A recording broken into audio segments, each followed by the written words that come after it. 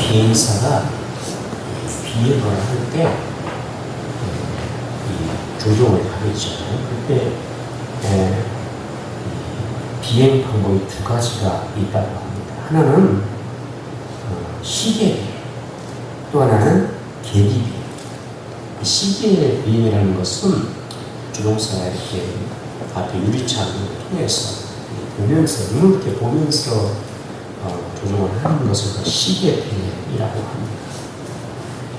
그리고 조종사가 한쪽으로 이 계기판들 있잖아요. 비행기 안에 보면 조종사의 계기판이 있는데 그 계기판을 보면서 이제 비행기를 조종하면서 계기 비행이라고 합니다.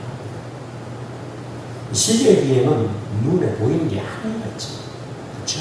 그래서 때로는 그 문제를 우리가 시계에 알게 되는데, 일반 우리가 비행기는 그냥 비행기가 이렇게 우리가 뭐 비행기 타봤지만 그냥 이제 비행기가 쭉 갈 때 막 급손한다든지 아니면 하늘로 이렇게 강행한다든지 급하을 하면 이러지 않잖아요. 그냥 올라가면 잔잔 이렇게 가잖아요. 그쵸? 요즘 뉴스에 보면 갑자기 기류를 남기를 만나서 비행기가 툭 떨어지는 막 기내가 완전히 난장판이 되는 것도 막 타지 올라가고 그러잖아요. 근데 굉장히 위험스럽거든요. 그래서 그렇게 할 수가 없어요. 일반적인 비행기는 그렇게 합니다. 근데 문제는 전투하는 전투기가 문제예요. 전투 비행기잖아요. 이게 조종을 하는데 그것은 막 그냥 이렇게 일반 비행기처럼 갈 수가 없잖아요. 적과 싸워야 되니까 막 급선행을 하고 막 급감을 하고 급하고 한단 말이죠. 그래서 그런데 문제는 막 속도도 엄청나게 막 달리는데 이렇게 막 비행기가 때로는 그저 급상하고 급하고 막 때로는 뒤집어서 막 날아가고 이렇게 하잖아요. 그런데 이 비행기가 이런 육지에서는 괜찮은데 이제 또 바다지 이렇게 나가려고 했죠. 그러면 이렇게 막 휴전하고 막 돌 때는 이게 지금 하늘인지 이게 바다인지 구분을 못한다는 거예요. 거기에서. 그래서 자기가 눈에 보이는 대로 만약에 했다가는 급감할 때 그냥 막 올라가려면 이게 자기가 이게 하늘에 취하고 올라가는데 이게 잘못한다는 순간으로 그럼 땅을 쳐, 바다를 쳐. 그래서 전투기가 이렇게 폭발한다. 이런 일들을 하면서 그래서 그때 아무것도 구분이 안 될 때는 믿을 것이 자기의 눈을 믿는 게 아니고 뭘 믿어야 돼? 이게 분명히 하늘 같아. 큰일 났다. 이게 바다야. 큰일 났다. 그냥 그때는 구분이 안 될 때는 방향을 이럴 때는 그냥 계획판을 믿고 그냥 그대로 해야 돼. 그래야 전투기가 무사하게 수행할 수가 있는 우리 삶에도 마찬가지. 때로 우리가 그죠? 하늘이 길고 눈앞이 깜깜하고 인생의 방향을 우리가 어디로 가야 할지 이게 지금 내가 이런 일이 있어 내가 이런 상황에서 내가 이렇게 가는 게 맞을까? 그때 했을까? 내가 지금 이런 상황을 이런 일 앞에서 이런 문제 앞에서 내가 지금 어떻게 지금 어떤 방향을 잡고 내가 갈 것인가? 이렇게 할 때가 없다는 거죠. 그때 우리가 눈에 보이는 대로만 판단을 하고 눈에 보이는 대로 우리가 여러분 그것을 우리가 해낸다면 잘못하면 큰 실수가 할 수 있어요. 그때 우리가 인생의 방향을 몰라서 막 지금 헤매고 있을 때 어떻게 해야 할지 모를 때 그때 우리가 믿어야 할 것은 다른 것이 아니고 우리 인생의 계획판 두 가지가 있어요. 하나는 예수 그리스도. 할렐루야. 예수 그리스도를 그때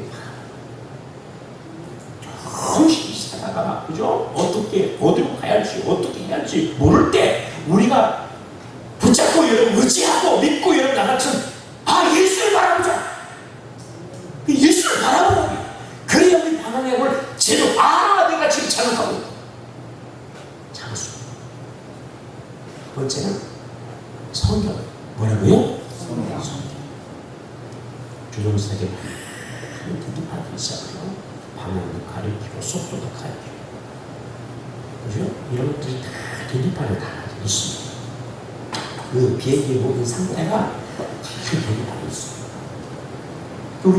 우리가 성경이라는 것을 바로 그런 성경은 우리 인생의 계기판으로서 우리가 그죠? 우리의 상황과 우리의 상태와 여러분 우리 인생의 방향과 우리 인생의 속도와 이 모든 것을 자세하게 가르쳐요. 그래서 성경을 봐야 돼. 할렐루야. 성경을 들어요.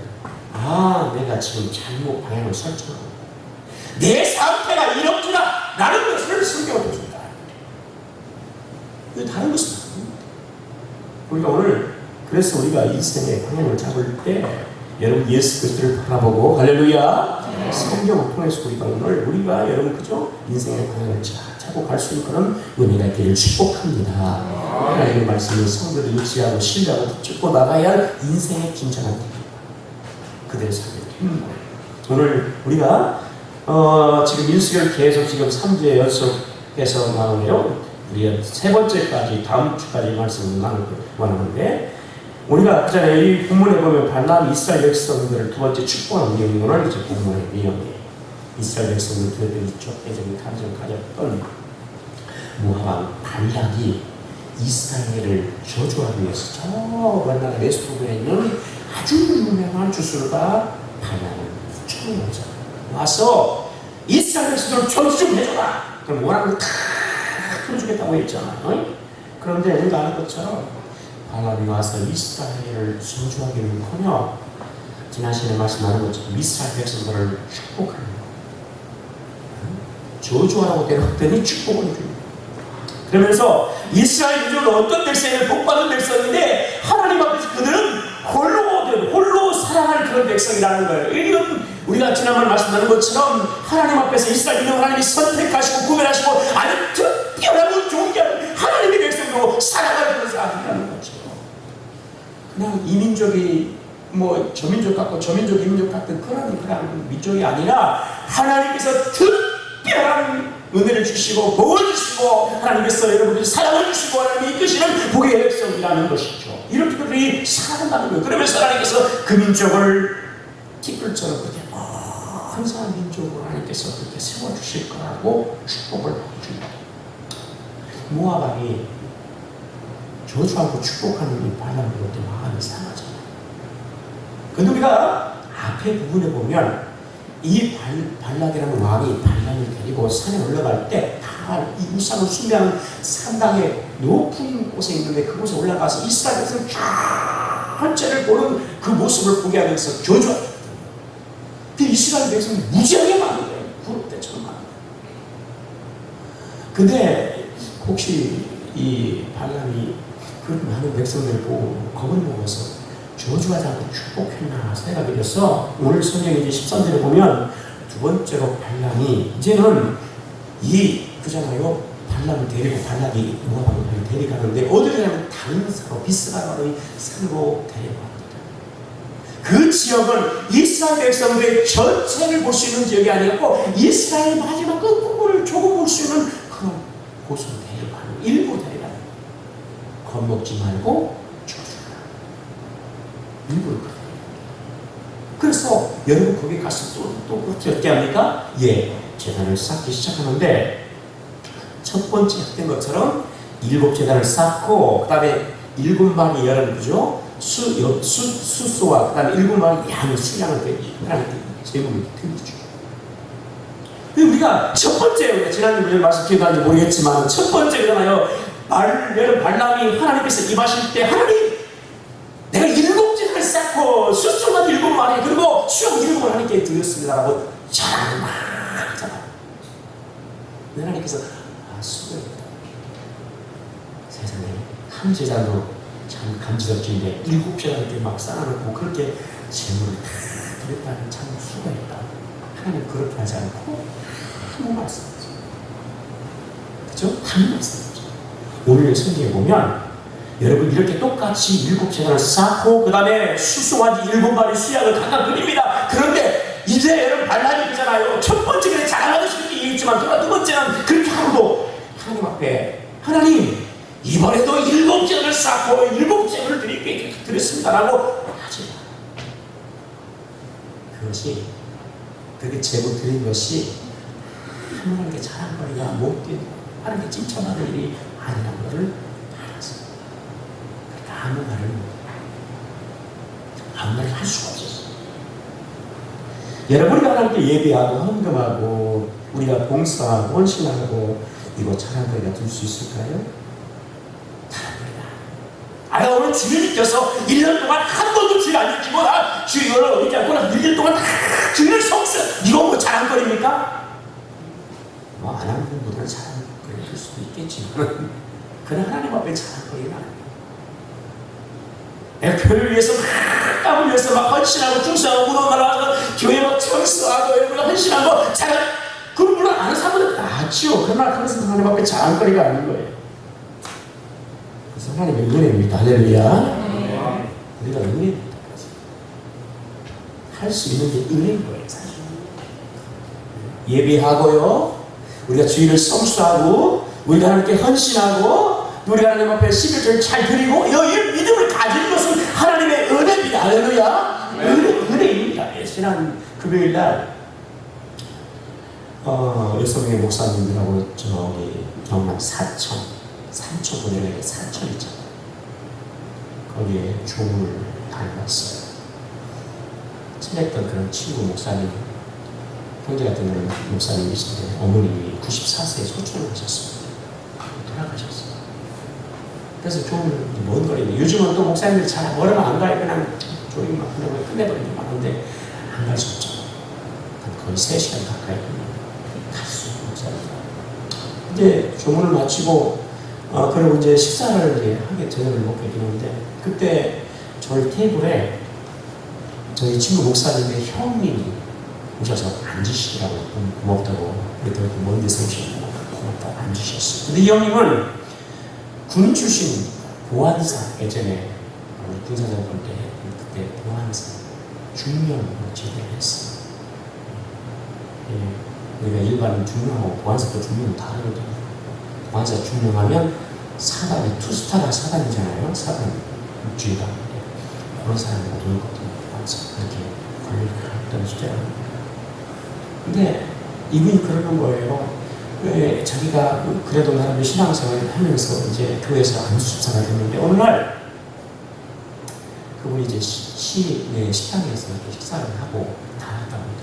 나와서 문 열고 딱 나오는데 갑자기 그 앞에 목사님이 훅 지나가더래요. 그래서 아유 잘 다니는 목사니까 목사님 뭔 일이십니까 하고 인사를 그냥 90도 그냥 분위기니까 얼마나 그렇게 했어요. 다니면서 이렇게. 근데 그때 여름인데 이 난방 반팔 난방 입었는데 유튜브 없이 입었는데 앞주머니에서 인사하는데 툭 하고 떨어졌는데 그 담배까지 툭 떨어졌는데 안 수집사는 거였어. 안 수집사 진짜 안 수집사. 그 목사님 앞에서 인사를 딱 했는데 떨어지는 담배까지 떨어져버리거든요 그냥. 그래서 이렇게 볼이 떨어져 이게 너무 창피야. 막 얼굴이 가라고 근데 이게 고개를 둘 수가 없더라고요. 자기가 명색이 안수집사인 거죠. 일반 소집사, 수집사. 담배까지 목사님 앞에 뚝 떨어졌어요. 어떻게 하지? 얼굴이 달아오르고 막 이제 고개를 두서 목사님 너무 부시더라. 이제 자님 괜찮아요. 지금 허세해요. 천천히 끊는 게. 그렇게 이 얘기를 해주세요. 그래서 자님 그때 그 의미를 잘 남기고 목사님이 그렇게 말씀하셔서 하나님한테 끊어야 되겠다. 끊어야 되겠다 하고 은혜 받고 나중에 다들 끊고 이제 은혜 받아가지고 목사님 계시고 그러면서 뭐 목회에 대한 이야기를 하시는데 사실 나이는 우리가 한 10년 많습니다. 그런데 목회는 우리가 한 15년 더 빨라. 이제 목사님 한다고 뭐 이런 얘기 하시죠. 어쨌든 간에 그러면서 하시는 말씀이 교인들 가운데 혹시 그런 사람이 있고 좀 부족하도 거기서 박충만하지 말고 좀 기다려주고 그렇게 하시라. 우리도 다 알고 있죠. 그건 뭐 하겠습니까? 자기가 경험해 보니까 만약에 목사님 그 자리에서 막 책망을 하고 세상에 안수집사가 돼가지고 담배를 먹고 담배 피우고 있냐고 이렇게 책망을 했다면 자기가 아마 교회를 떠나서 지금도 세상이 좋다고 이렇게 살아보고 있을 텐데 그때 목사님이 자기를 이해해주고 잘 품어줘서 내가 은혜 받고 담배도 끊고 목사님 교인들도 그렇게 앞으로 가요. 그렇게 얘기를 하시죠. 여러분, 우리가 하나님의 은혜가 됐습니다. 할렐루야. 주님 은혜 없이 여러분, 우리가 하나님 앞에서 우리가 그저 믿음으로 살아갈 수 있는 거, 여러분 우리가 그잖아요. 이렇게 은혜 받고 믿음 생활하시면 얼마나 감사한지 몰라요. 그 형님 목사님 그러시더라고요. 자신이 그런 거예요. 자신이 같이 그저 보안사 중용을 있으면서 막 세상에 안 해본 거 다 없이 다 해봤다는 거예요. 막 벨치를 다 해봤대. 예? 분이 그러면서 자기가 지금 은혜 받고 목사가 되었지만 돌아보니까 그러는 거예요. 이런 말씀하시는 거예요. 하나님 나를 목사를 지금 안 믿었다면 세상에 그 많은 수많은 유혹 가운데서 자기가 그냥 쪄들어서 살 텐데, 지금도 그렇게 죄짓고 나쁜 짓하고 지금도 살 텐데 하나님이 그렇게 하지 말라고 그래도 목사로 풀어놨으니까 그래도 살아간다고 이렇게 믿음으로 이러시더라고요.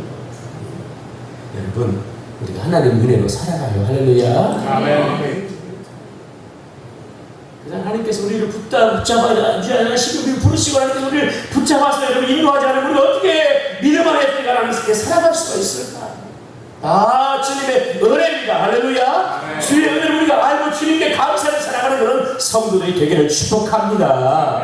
할렐루야. 하나님께서 우리를 부르지 아니하시고 우리를 선택하지 아니하고 주께서 우리를 지금까지 세워주지 아니하셨다면 우리가 누가 하나님 앞에 예배하는 섬길 수 있겠어요? 없는 거예요. 다 주님의 은혜입니다. 저도 가끔 그런 생각을 해요. 사실 저는 뭐 세상에서 뭐 별로 바로 이제 신학교 목사가 됐지만 그래도 똑같아요. 그렇게 세상에서 뭐 저들 목사님이나 저나 똑같게 사실나더라고요. 그래서 하나님이 나를 붙들지 않고 목사가 되라도 나도 똑같았습니다. 이런 생각이 들 때가 많아요. 여러분은 그런 생각 안 하나요? 하나님께서 여러분을 부르시고 하나님 자녀 삼아주셔서 은혜를 주셨기 때문에 은혜가 부족하면 내가 이렇게 믿음을 지금 살아간다라고 여러분 그렇게 생각한 적 있으시죠? 네. 다 있잖아요. 똑같아요. 그게 하나님의 은혜입니다. 예배하실 때 은혜고 집에서 봉사하실 때 은혜고 할렐루야. 믿음으로서 그런 부족하면 살아갈 수 있다는 게 은혜입니다. 그러니까 우리가 자랑할 게 아무것도 없고 그저 주님께만 감사할 수 있는 그런 성도들이 되기를 축복합니다. 오늘 이스라엘 백성을 저자로 기대하고 여러분 모아방이 질사 발람을 불러왔잖아요. 그리고 여러분 성경에 보니까 저주를 하는데 또 발람이 어떻게 해요? 이스라엘 저주해야 해요? 안 하고 두 번째 축복을 또 합니다. 이건 이제 우리가 읽었던 말씀이죠. 자, 여기 보면 하나님께서 이제 여러분 이방인 출사지만 하나님께서 발람을 사용하시는데 하나님이 그에게 심지어는 임하셔서 말씀을 입에 주십니다. 너 발람이 가서 이 말을 전해라. 네가 비록 이스라엘 저주하고 널 들었지만 그러나 너가 가서 전할 말은 하나님께서 이스라엘에서 축복하게 하는 말씀인데 이 말을 반드시 전하라. 그래서 16절 이렇게 말합니다. 우리 같이 한번 읽어볼까요? 시작. 여호와께서 발람에게 임하사 그의 입에 말씀을 주시며 이르되 발람에게 돌아가서 이렇게 말할지니라. 자, 그러면서 18절 같이 합니다. 시작. 발람이 일어나 이르기를 발람이여 일어나 들을지어다. 십볼의 아들이여 내게 자세히 하나님께서 이미 발람에게 이민족은 복받을 하는 백성이 하고 첫 번째로 축복했어요. 그런데 여러분 발람의 이 마음이 그래도 뭐요? 이스라엘 백성의 쫓았으면 좋겠다. 못 버리는. 그러면서 여러분 하나님의 말씀이 임한 이 발람이 돌아왔을 때 하나님께서 무슨 말씀하시더냐 이렇게 묻죠. 꼭 좋은 말 하지 않을까 기대거든요. 근데 하나님께서 뭐요? 발람이 여러분 그자를 발락에 기대만 발락에 이스라엘 축복하는 말씀을 전하기 시작하는데 그러면서 오늘 18절에 발람이 여러분 발락 왕에게 이렇게 얘기합니다. 일어나 어떻게 하라고요? 들으면 어떻게 돼? 자세히 들어가라고 말씀하는 거예요. 드러나면 쎄말입니다. 쎄말한 말이에요. 근데 일어나는 꿈이라는 이 단어인데 이 꿈이라는 것은 그냥 앉았던 차에서 뻘떡 일어나 이런 의미가 아니에요. 그냥 행동만으로 하는 게 아니고 마음으로 그죠? 마음을 일으켜 세워라. 하나님의 말씀을 경청해라. 일어나서 네 마음을 세우고 하나님의 말씀에 수주했던 그 마음의 자세로 하나님의 말씀을 들어라. 자세히 들어라 라고 이렇게 말씀합니다. 왜? 성경을 보면 여러분 발람이 발락에게 왔습니다. 17절에 보면 발락 왕이 어떤 모습으로 있었습니까? 발락이 번제를 곁에 어떻게 있었어요? 서 있는 상태에 앉아 있는 게 아니에요. 지금 어떻게 있었어요? 서 있는 거예요. 근데 뭘 또 일어나요? 그죠? 그잖아요. 번제물 앞에 주님 여러분 발락 왕이 서 있어요. 근데 뭘 또 일어나냐고. 거기서 그러니까 오늘 18절에서 일어나라는 것은 앉는데 일어나는 의미가 아니고 이미 서 있는 이 발락에게 너 하나님의 말씀을 귀 기울여서 자세하게 그죠? 듣겠다는 순종의 마음을 가지고 어떻게 해요? 들어가. 아멘. 그래서 이스라엘을 저주하고 싶은 그런 마음 버리고 이제 하나님 말씀 제발 들어가. 우리가 여러분 그잖아요. 우리가 뭐 어디 가 있을 때 우리가 뭐 카페든 뭐 교회든 어디 뭐 우리가 사무실이든 간에 우리가 여러분 앉아 있다가 여러분이 오시면 어떻게 해요? 들어오면 어떻게 해야 돼요? 아 오셨어요? 그래야 안 해요. 어떻게 해야 돼요? 뻔뻔했잖아요. 그죠? 어른이니까. 그죠? 그때 우리는 말 우리 한국 일하지만 그 마음속에 뭐요? 어른에 대한 공격의 마음이죠. 그냥 그래요? 어른이 오셨으니까 공격할 마음은 힘들어하는 거예요. 그렇게 하나님 말씀을 받는 거예요. 할렐루야. 우리가 오늘 하나님의 말씀을 여러분 우리가 하나님의 말씀을 주어줬을 때 그런 것을 언제든지 우리가 공격하는 하나님의 말씀을 공격하듯이 우리가 경청에 들어서 그 말씀에 순종하는 마음을 가지고 주의 말씀을 들을 수 있는 그런 성도가 오늘 되기를 축복합니다. 아멘.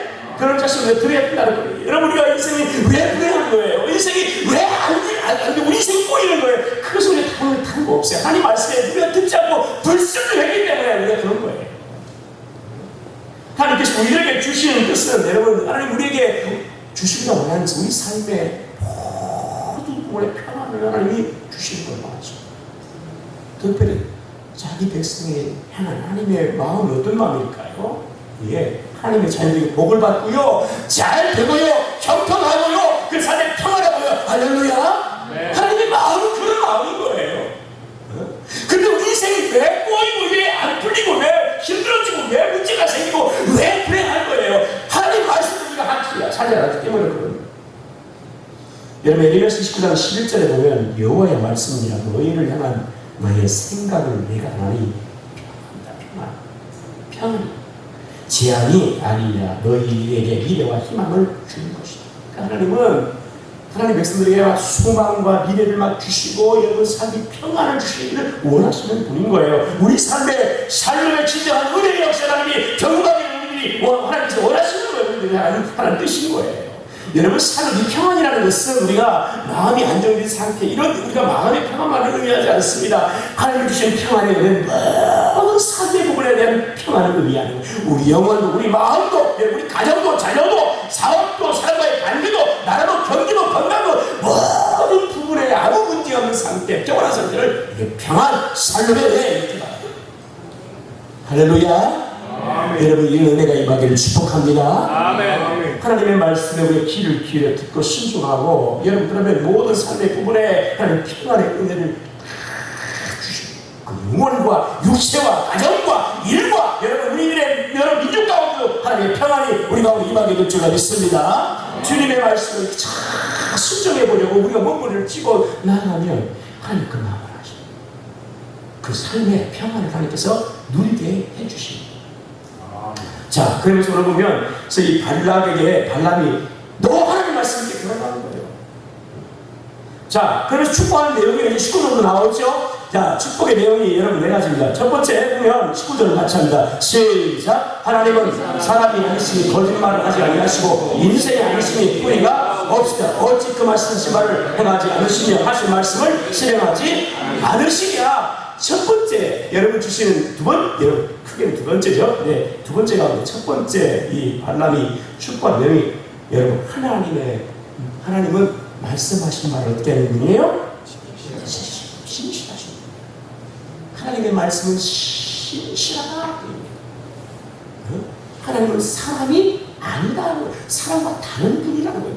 여러분 사람과 하나님은 같을 수가 없잖아요. 사람은 어떤 존재예요? 오늘 말씀처럼 여러분 사람은 여러분 그냥 거짓을 말하고 속임을 말하고 여러분 그냥 후회가 있는 것이 여러분 사람이에요. 하나님은 절대로 사람이 아니시기 때문에 거짓도 속임도 없으시고 하나님은 후회가 없으십니다. 할렐루야. 사람은요, 자신이 불리하고 또 사람이 어떤 자신이 극도 위험에 처하고요. 그 입장이 안 처해지면 거짓말도 하고요. 나를 속이고. 여러분 안 그렇죠? 사람 다 그래요. 믿는 사람도, 목사님, 저도 예, 그렇습니다. 내가 위험에 처해 있고 난 최근에 여러분 거짓말 할 수 있겠어요. 마음에 두지 말아야겠죠. 그게 인간이에요. 그래서 우리가 때로는 남을 속이기도 하고요. 예, 거짓말을 하기도 하고요. 예, 그렇게 합니다. 우리가 여러분 그저 작심하고 결심을 하고 막 의지를 불태워서 막 그저 열심히 성실하게 착하게 여러분 신실하게 살아보려고 하지만 그러나 뒤돌아보면 또 뭐예요? 예? 아, 내가 왜 그렇게 생각하고 후회하는 게 있어요. 우리 연말 연초되면 우리는 또 신앙적인 사람들이니까 신앙이 길다는 하잖아요. 내년부터 정말 하나님 말씀대로 정말 하나님 기뻐하시는 삶을 살아야 돼. 성경도 열심히 가야 되겠다. 몇 개를 못 가지요? 그게 후회하잖아요. 그게 우리 인생이에요. 어? 그쵸? 우리 자녀들 뛰면서도 자녀들 살아야 되겠다. 정말. 근데 이게 습기나는 뭐예요? 그래 또 나오잖아. 이놈을 속이면서 나오잖아. 그러고 또 아이고 내가 왜 이렇게 이런 참을까? 금방 후회되는 거지. 우리 동기 목사님이 저보다 나이가 목사님 좀 많아요. 근데 조금 시간이 있기 때문에 동기예요. 그 목사님 이런 얘기를 제가 한번 하더라고요. 어떤 말씀 하셨냐면 제가 결혼하고 나이가 사실은 한 31살 더 많아요. 누님하고 사는 거예요. 근데 어쨌든 살아요. 네, 살았어요. 많이 비슷했어요. 결혼해서 이제 사는데 첫날 밤에 그랬다는 거예요. 무슨 말이 했냐면 그런 얘기 했다는 거예요. 우리 부모님한테 잘해줘.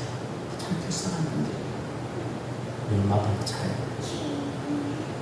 그러면서 하는 말이 아내는 없으면 다시 오면 되지 마.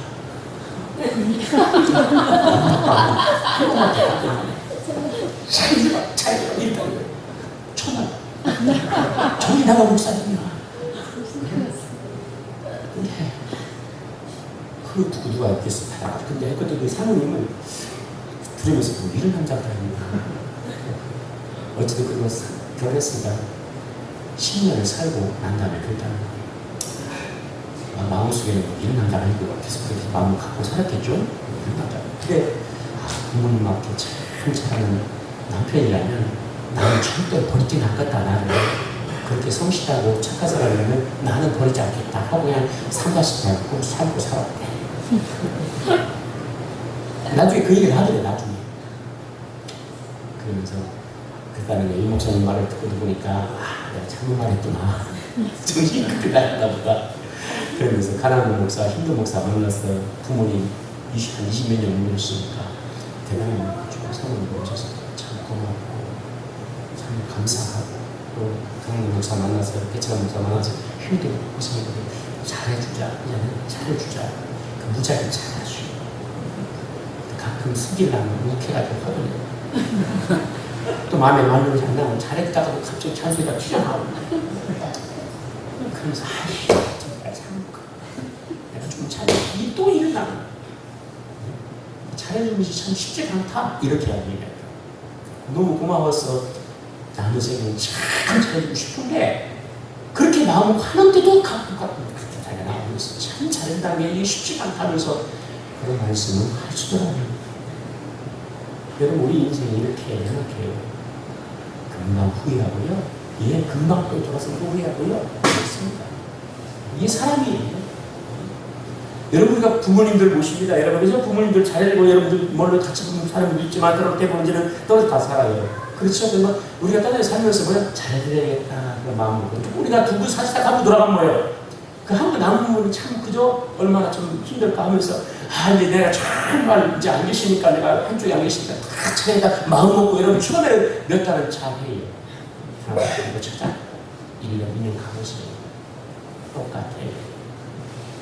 그렇죠? 그래가지고 아이고 내가 왜 이럴까 찾을 때 근데 안 돼. 이렇게 연락한 거죠. 여러분, 하나님은 사람이 아니에요. 후회도 없으시고요.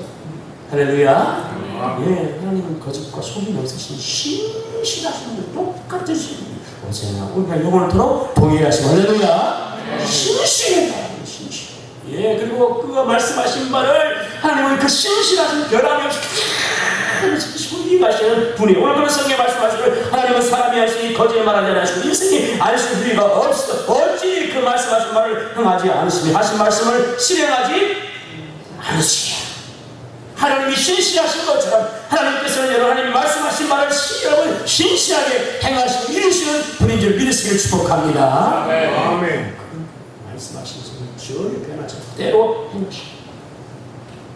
여러분, 그래서 우리가 하나님의 말씀을 우리가 온전히 의지하고 변함없이 이해하시고 신뢰하신 하나님의 말씀을 믿고 우리가 나가는 그런 은혜가 있기를 축복합니다. 아멘. 할렐루야. 아멘. 주님의 말씀을 구체적으로 하나씩 지켜나가는 거예요. 왜?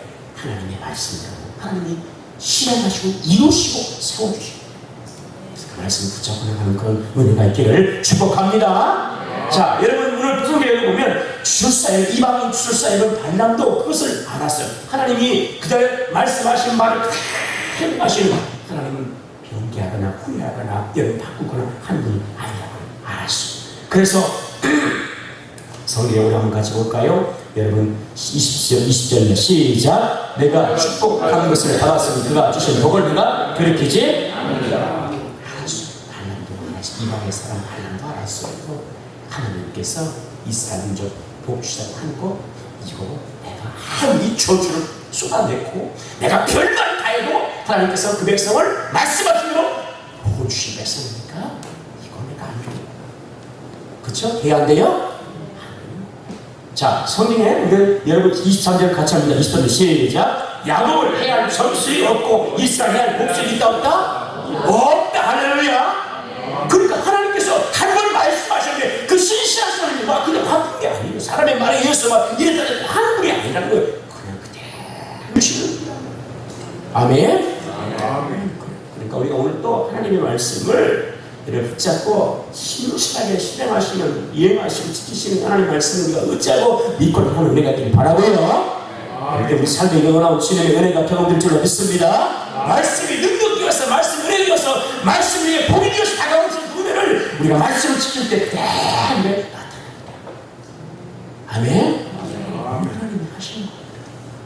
두 번째는 이거 보면, 자, 같이 하겠습니다. 두 번째 21절입니다. 시작. 야곱의 허물을 보지 아니하시며 이스라엘의 허물을 보지 아니하시는도다. 여호와 그들의 하나님 그리고 함께 계신 왕의 부르선다 그 중에 일도다. 여기 보면 하나님께서 야곱이라고 해서 이스라엘 말하는 거예요. 거기도 이스라엘 나오지만은 하나님께서 이스라엘의 허물과 죄와 그 악과 또 하나님을 여기 보는 거 단역, 하나님을 모른다고 남긴 거예요. 이런 일들을 여러분 하나님께서 아시면 하나님이 그냥 놔둘까요? 하나님 공의로운 분이기 때문에 하나님이 이스라엘 백성이 죄를 짓고 악을 행하고 하는 배역할 때 하나님이 진노하고 심판을 당연히 하시죠. 하나님 그런 분이에요. 공의로운 분이에요. 그런데 오늘 여기 성경에 21절에 야곱의 허물을 보지 아니하시고 이스라엘 반역을 보지 아니하시도다 이런 말씀의 의미는 하나님께서 공의로워서 하나님이 죄를 심판하시지만 그러나 하나님 심판에 앞서서 하나님 이스라엘 민족을 여러분 사랑하시기 때문에 기다리시고 참으시고 인내하시고 하나님 그렇게 하신다고 해요. 기회를 주신다. 아멘. 그리고 회개하면 뭐요? 예, 그들은 또 하나님 용서해 주셔.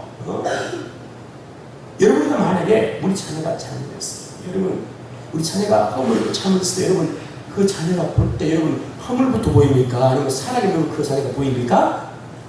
사랑이면 보이는 거예요. 비록 부족하죠. 그리고 때로는 어떻게 해요? 참아주고 어떻게 해요?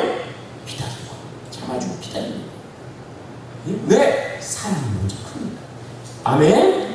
하나님께서 이스라엘 향한 마음이 그런 거예요. 야곱의 허물을 보지 않고 이스라엘 반역을 먼저 보지 아니하시고 하나님께서 그들의 기회와 이런 시간을 주시고 찾고 기다리고 인내하시고 돌아오면 회개하는 용서를 주시고 다시 품어주시는 하나님. 할렐루야. 우리가 비록 예수 예수 믿고 구원받고 하는 자유였지만 우리가 실수하고요. 여전히 죄가 우리가 여러분 뒤로 때로는 살 수 있지만 그러나 깨닫고 회개하고 하면 하나님 우리를 다시 품어주죠. 남 같으면 그러겠습니까? 여러분 같아. 여러분 막 사랑을 쏟아 주었는데 어느 날 갑자기 나를 뒤통수를 차버렸어요. 여러분. 그러면 물론 용서해 주세요. 그러나 다시 받아들일 수 있겠어요? 못 받아들여요. 그래, 내가 용서하는 건 이제 끝이다. 이거예요. 다른 사람 용서가 안 하는 분도 있지만 용서하지만 그러나 안 받아들여. 그걸 어떻게 받고 품을 수 있겠어? 그럼 자녀는 뭐요? 자녀는요 어떤 잘못해도 용서하시고 다시 품어주시고 할렐루야. 이게 기다려주시는 거예요. 이게 하나님 사랑이에요. 아멘. 아멘. 이스라엘은 좀 그렇게 하시다. 이렇게 복받는 거예요. 그럼 우리가 그런 은혜를 받았어요. 할렐루야. 아멘. 그래서 문제는 회개하고요. 우리를 넓은 가슴을 판을 벌리시고 돌아와라 기다리고 여러분 언제나 사랑을 부어주십니다. 아멘. 그럼 다 회복시켜 주시고 아멘. 하나님 하나님께서 그를 회복시켜 아버지를 통해서 회복시켜 주신 것을 보여준 것처럼 그렇게 다시 아들의 그 명예를 그 존귀함을 다시 회복시켜라는 은혜를 주시는 거예요. 그 다음에 오늘 세 번째 보면 여러분 그들이 받은 복이 뭐예요? 오늘 성경에 20대 하반절에 여호와 그들의 하나님이 그들과 뭐예요? 함께 계십니다. 함께. 임마누엘이라는 거예요. 하나님 함께 임마누엘이라는 거예요. 근데 이 하나님 이렇게 함께 계시는데 함께 계신 그 하나님이 어떤 하나님이냐면 오늘 성경에 보면 여러분 22절에 그들을 애굽에서 인도해 내신 하나님이요 구원의 은혜를 베풀어 주신 하나님이었고요. 그의 신이 어떤 들소처럼 강하다는 우리가 여러분 들소도 덮하러 가는 들소 알잖아요. 물이 이렇게 막 등치가 어마 집주에 갈 때는 막 거침이었잖아요. 그런 것처럼 하나님이 강하신 하나님께서 이스라엘 애굽에서 여러분 구원해 주시고요. 그들과 함께 해주시고요. 성경 오늘 보면 여러분 그 하나님께서 여러분 복을 주시고 함께 하시는데 어떻게 하냐면 들소처럼 그렇게 함께 여러분 이런 은혜를 베풀어 주시고 23절 하반절에 보면 야곱과 이스라엘의 노라를 칠 때 하나님께서 행하신 일이 어찌 그리 뭐냐? 크냐 이런 은혜를 주시는 거예요. 그 하나님이 함께 하시니까 여러분이 여러분 삶에 이와 같이 하나님이 함께 하신 줄 믿으시기를 축복합니다.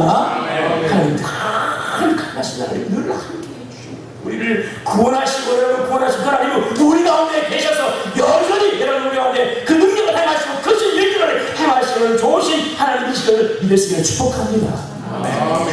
그럼 우리 이스라엘 민족이 그 목된 데서 이렇게 주고 우리가 그런 은혜를 받았어요. 그러니까 여러분 우리가 오늘 우리 가운데 하나님이 늘 그 강하신 분이 하나님이 함께 해주시고 동행해 주시고 그러니까 성경의 21절의 하반절에 왕을 부르는 소리가 그 중에 있도다. 이 왕은 누구를 말하요? 하나님을 말합니다. 하나님이 그 가운데 계시고 그들을 구원하시고 그들에게 위한 그 신들을 하시고 그 가운데 계실 때 이스라엘 백성들이 누구를 부른다고요? 왕이신 하나님. 그러니까 그 능력의 하나님이 그들의 왕으로 계시니까 어려울 때 힘들 때 보는 거예요. 아버지 부르는 거죠. 우리가 오늘 우리 가운데 함께 하시는 그 하나님을 부르시기를 축복합니다. 아멘. 우리 가운데 계시니까 우리 가운데 계시니까 우리를 구원하시고요 크신 일을 행하시고요 우리를 인도하시고요 우리를 강하게 하시는 그 하나님 우리 가운데 계시니까 그를 부르시고 그님의 그분이 함께 하시는 우리 삶에서 누리시기를 축복해요. 네 번째는 마지막에 오늘 24절 같습니다. 시작. 이 백성이 암살같이 일어나고 수살같이 일어나서 눈피를 먹으며 죽은 피를 마시기는 눕지 하나님께서 그들 가운데 함께 계셔서 그들을 복 주시는데 어떻게 보면 암살처럼 수살처럼 그들이 일어났다. 맹수중에 맹수가 뭐예요? 사자였습니다. 하나님께서 이스라엘 민족을 비록 적은 민족이지만 그런 적은 땅을 갖고 있는 민족이지만 그러나 하나님께서 함께 해주셔서 그들을 사자처럼 여러분 강한 나라 일으켜 주시고요. 그 원수와 싸울 때는 여러분 그죠? 오늘 성경 보니까 이런 엉킨 것을 먹으며 죽은 피를 마시기 전까지는 눕지 않는 완전한 승리를 말합니다. 아시겠어요? 완전한 끝장입니다. 이렇게 하나님께서 그렇게 강한 능력을 이스라엘에게 주시다. 할렐루야. 우리가 성경에 보면 저 이스라엘 민족의 광야에서 여러분 있을 때 뭐 전쟁을 준비해 나온 민족이 아니잖아요. 급하게 그냥 한밤사이 여러분 은혜 가운데 에버에서 나오잖아요. 그때 여러분 광야를 막 그들이 여러분 사순전이가 막 나옵니다. 그런데 그때 하늘에 내려서 여러분 군대 민족이 쳐들어왔잖아요. 전쟁 준비가 아무것도 안 된 상태예요. 그 광야만 떠돌았던 민족이에요. 그런데 아벨렉이 여러분 군사와 여러분 그저 군사를 일으켜서 칼을 들고 창을 들고 말을 여러분 위해서 이스라엘을 여러분 죽이려고 하잖아요. 어떻게 싸울 수 있겠어요? 근데 하나님께서 함께 하시니까 광야 같은 그런 곳에서 승리하게 하시고. 사세기 보면 미디안의 사건, 기도의 사건 얘기를 하잖아요. 그죠? 미디안과 아벨렉이 연합해서 여러분 쳐들었는데 그때가 메뚜기 떼처럼 많다라고 표현하고 있어요. 메뚜기 떼처럼 숫자를 마시할 수 없어요. 이스라엘 민족이 여러분 어떻게 살았어요? 거기 하는 것처럼 기도원이 여러분 300명밖에 안 되는 사람 가지고 나갔죠. 숫자가 상관없이 하나님이 승리를 안겨주셨어요. 승리하게 하십니다. 여러분 이 삶에 어떤 상황 가운데도 하나님 우리와 함께 하시고요. 할렐루야. 감사와 숫자 자체가 우리를 강하게 하실 것이고요. 하나님이 싸워주실 것이고요. 승리하게 하실 줄 믿습니다. 하나님이 나와 함께 하실 줄 믿고 이 삶을 여러분 믿음으로 살아가고 바라고요. 또 주의 말씀을 가지고 순종해서 우리 삶에 이루시는 그 말씀을 그대로 이루신 신실하신 하나님의 말씀을 경험하는 복된 삶이 우리 성도들이 되기를 축복합니다.